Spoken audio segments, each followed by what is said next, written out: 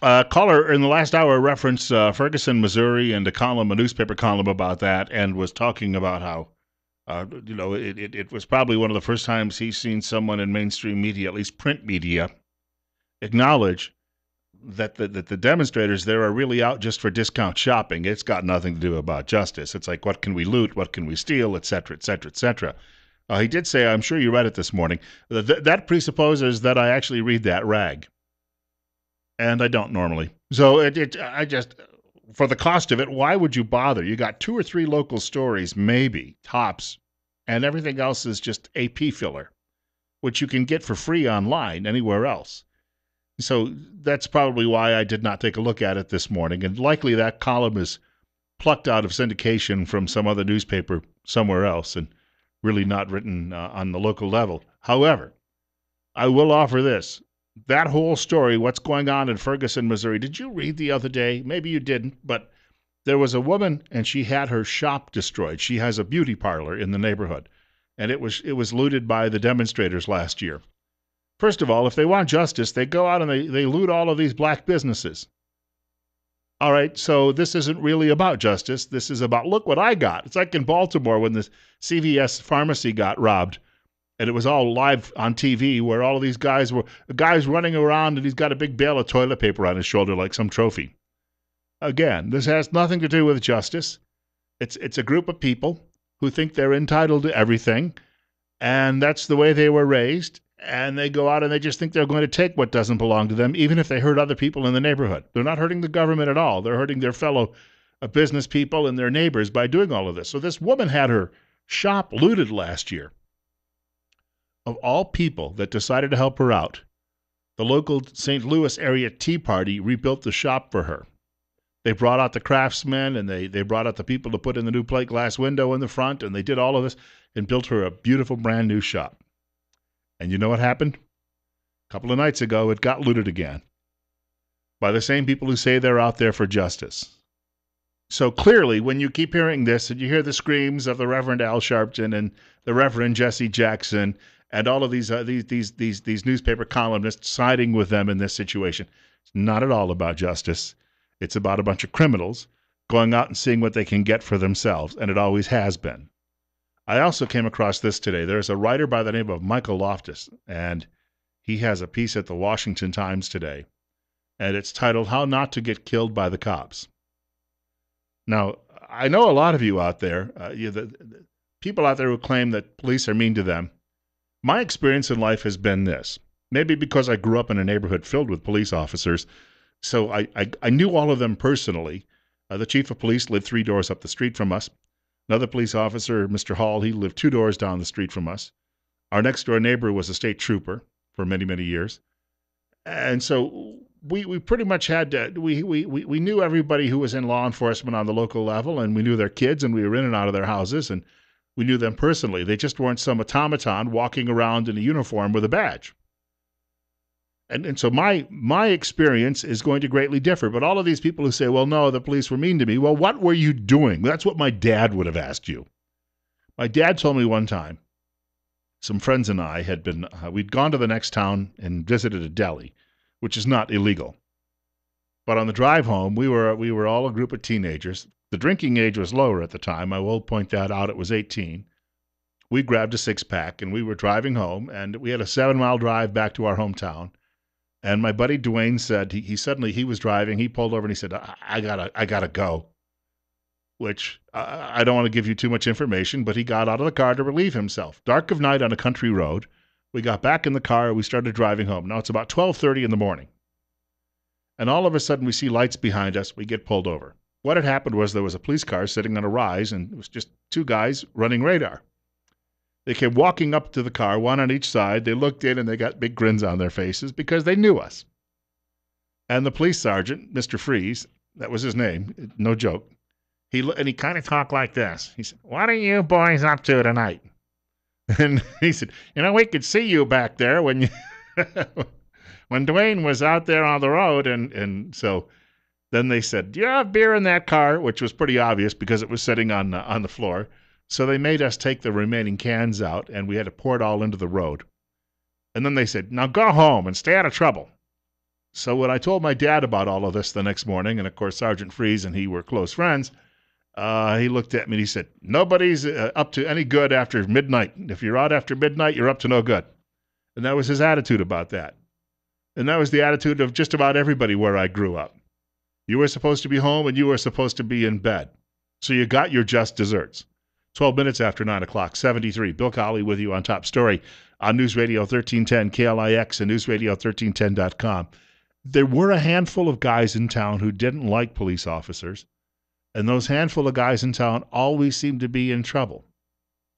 Well, it never occurred to them that perhaps breaking into somebody else's house or getting in a brawl in a bar or stealing something out of a store might be wrong. And you might get in trouble for doing it. I had a friend, he did 30 days in the county jail. He was standing in the middle of the street one night talking to someone else. He'd walked out of a bar. He was drinking a beer, which you weren't supposed to have an open container in the street. Keep it inside, in other words. It's a quality of life issue in any small town. So a local police officer by the name of Walt Mackney pulled up, and everyone knew everyone else in a small town. And he said, "Denny, I'm going to have to give you a ticket." And Denny got a little bit argumentative.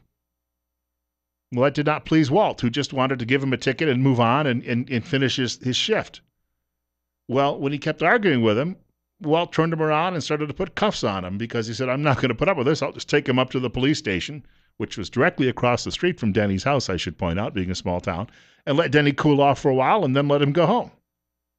Except that Denny turned around with the cuffs on and whacked Walt in the face. It cost him 30 days in jail. And then Denny complained Walt didn't need to put the handcuffs on me. Well, then don't give him any lip, for crying out loud. This is the thing that people don't understand in these situations. So this fellow, Michael Loftus, is writing at Washington Times today. He says, "The streets are crowded with people who seem not to understand that if you wrestle with a policeman for his gun, there's a really good chance he will shoot you." You know what cops really don't like? When you wrestle them. That tends to make them a little uptight, he writes. There's been a lot of statistics flying around recently, he says, and I guess a couple of hundred people are shot by cops every year. And you know what I think? He says, I think that number is crazy low. He said, you're all by yourself if you're a police officer many times. You're in a dark alley, and all you know is the suspect is supposed to be around here somewhere and armed and dangerous, and he's in the area. All of a sudden, the trash can gets knocked over. You see movement. It's coming at you, and it's got a gun. And so if it's me, he writes, I'm going to shoot someone. All right, sure, I just killed a cat, but it had a rifle. And he goes on to write, if there were roving bands of cops who were randomly hunting down and killing people, I would protest that like you've never seen. Of course, I wouldn't be at the front because the cops are randomly hunting down and killing people, and I'd get shot. So I'd probably be standing behind my buddy, using him as a human shield. But you'd hear me, I'd be chanting. He says, so here's the real deal. We need the police. They keep us safe, and it's a very, very, very tough job. And if you don't want to get in trouble with the police, don't give them a reason. Don't give them a reason. He said, I thought this was basic knowledge, but nowadays I guess you need an app for your phone to understand it. He says, I've been afraid of the police a handful of times in my life. Every single time, he writes, it was because I knew I was doing something wrong that I could get in trouble for.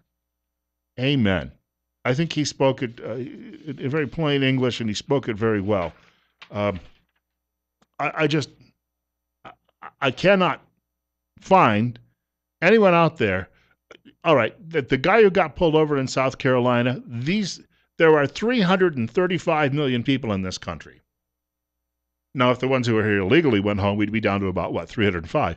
But there are 300, and we have 41 million immigrants right now in the country, just in case you didn't know. That's on Drudge today, new survey. I guess they could count them all. If they can count them all, how come they can't send them all back? That's a question for another day. But that guy who got shot in South Carolina, yeah, I saw that video. That was not good. But out of 335 million Americans and the millions who are actually police officers, all right, there's going to be that happens every now and then. And by the way, if the guy hadn't gone off running, he might still be alive. That's no justification for himself getting shot and killed. I understand that. The other guy who died after he was taken down by police when he was selling illegal cigarettes, untaxed cigarettes in Staten Island, New York, and there was a lot of clamoring about that. But that goes back to the law. that the governor of New York and the city of New York, that they salivate so much for tax money that they have to go arrest a guy for selling 5 or 6 untaxed cigarettes on the streets while there's rampant, drug dealing going on somewhere else. And that's unfortunate, but that wasn't caused by the police. They were just doing the job as they are told to do the job, because somebody at the state capitol and somebody at City Hall wants the money that guy supposedly wasn't collecting. Apparently they were missing out on a nickel of tax every day. So all of these stories have at least another side to them. And the whole Ferguson story, what gets me about that is the media is so deep in the pockets of these hellions who are burning down the community, who are looting stores, who are just there because it's a party and they're getting something for nothing. And then they turn around, and the latest, it was one of Michael Brown's friends who was shot by police the other day, and his dad is making all sorts of noise, and mean police, and well, excuse me, but the kid pulled a gun. There's an actual video that has surfaced from a street camera. The kid pulled a gun and pointed it at the police and started shooting. What are they supposed to do? Stand there and say, that's not nice. They shot him because they wanted to go home that night too after they got off work. They shot him. They wanted to live another day as well. They shot him. It's the same reason Michael Brown got shot, because he was a criminal and a thug and a stupid idiot who thought it was okay to wrestle a police officer, beat the officer up, and take the police officer's pistol away from him. And then, he was just a gentle giant.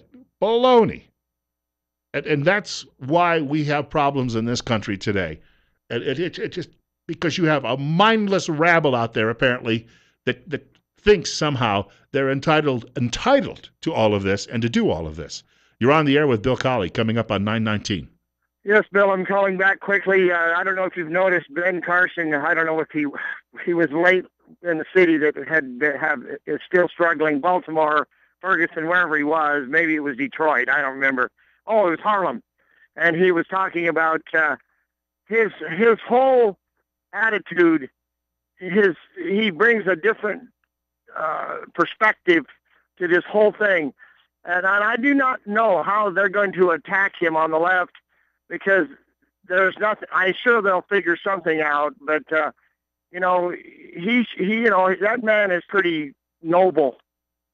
Yeah, I thank you much for the telephone call. He grew up in that inner city environment. Remember that, and he overcame it and became the world's greatest pediatric neurosurgeon, separating conjoined twins. He even admitted that he was a troubled kid and that he used to brawl and fight, and then one day he realized, hey, there might be a better way. And he followed it. It's hard to believe that a guy so soft-spoken and so nice was once a two-fisted brawler, but apparently that was his teenage years, early teenage years, before he then turned things around.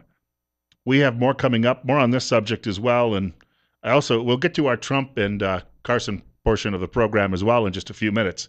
It's 20 after. Bill Colley with you, 73 on Top Story. Caller referenced Ben Carson in the last segment of the program, and Ben Carson is a real success story in America. Growing up with a single mother in the house and running with the wrong crowd for a while when he was a kid, turned his life around later in high school, and then ended up becoming the world's most preeminent pediatric neurosurgeon. Now running for president of the United States, he made an appearance last night talking about some of these issues, places like Baltimore, Ferguson, Missouri, while he was appearing on the Kelley File on Fox News Channel. The values and principles that created, strong families and gave people, the kind of foundation that they needed to be able to resist, the influences on the street. Those are not there anymore. So, people are easily taken with the first wind that blows by, and that's a major problem. You look at these young men. A quarter of them are involved in the penal system, by the time they're 20 years old. That's ridiculous. And they're not bad people, they're good people. But unfortunately, they're not getting any of the right kinds of influences. So that's going to happen to anybody. I don't care what color they are if you put them in that situation. We have some of the other candidates on the GOP side saying, well, the answer to that is to decriminalize certain drug crimes and so on, and to get rid of some mandatory sentences. You, as far as I know, I could be wrong, are the only one talking about let's let's take a hard look at what's happening in the communities themselves and try to get at the heart of that. Although, what a Herculean lift, Yes. right, Dr. Carson? I mean, how do you even start that process of changing that social structure? Well, it's going to be difficult, but the first thing we have to do is start talking about it. Stop being afraid to actually address the issue. Stop being afraid to tell that young woman that she is valuable. And also not deserving of everything under the sun, and you might have to work for some things in life. Carson is a devout Christian. Remember that. The church structures in this country have pretty much been, well, the Democrats and their allies in media, their anti-Christian bias and attacks of the last 50 years, and then we wonder why we have problems in the streets and in our communities. 926, you're on the air with Bill Colley on Top Story on News Radio 1310 KLIX and newsradio1310.com. Well, good morning, Bill. This is the whole Dr. Carson thing. You draw the parallels between he and President Obama. And I'm former law enforcement for a number of years. And the success story truly is Dr. Carson. Minority man, inner city, everything against him. And he made an exceptionally good example of what anybody in this country can do.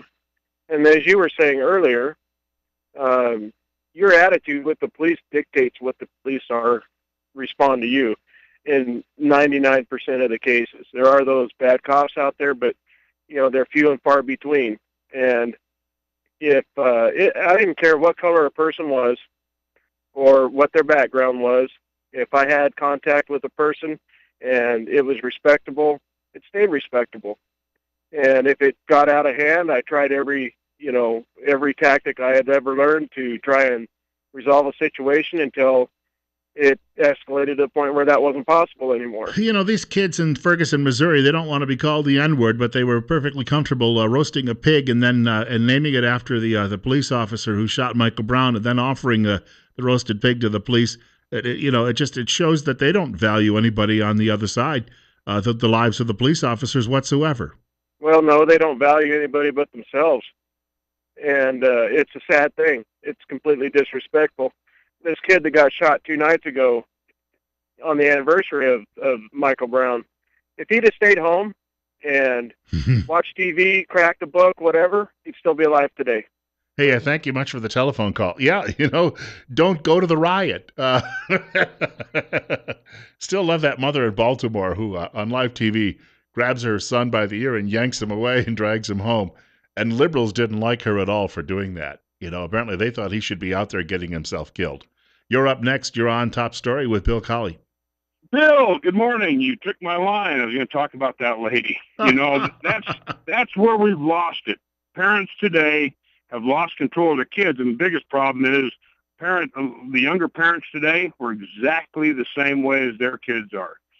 And there's no respect for law enforcement. You look at these fires we have going on over here in western Idaho right now. Law enforcement, fire departments, paramedics, they're out there risking their lives to save people's homes.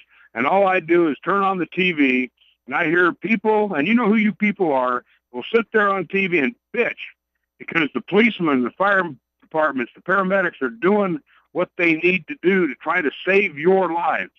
And as soon as they're not there to help you out, all you do is complain about it. When they show up to help you out and something goes awry because you started it, all you do is complain about it. And until this country can figure this out and do it like we used to do, if you deserve to go to jail, you're going to jail. And it doesn't matter you're black, white, or oriental, you're going to jail. And until we figure that out, this country has no place to go but just like a toilet. It's just going to keep spiraling down. I thank you. I think we're going to need a little toilet bowl cleaner. 9:30, Bill Colley with you on Top Story on News Radio 1310 KLIX, newsradio1310.com. You know what? To paraphrase the other side in this matter, and yes, they are the other side, because they refuse to play by the rules. Law enforcers' lives matter. Actually, Donald Trump says if someone tries to get on stage and take his microphone away, we'll tell you about that controversy coming up, but apparently they're going to get a fistful of, more details ahead.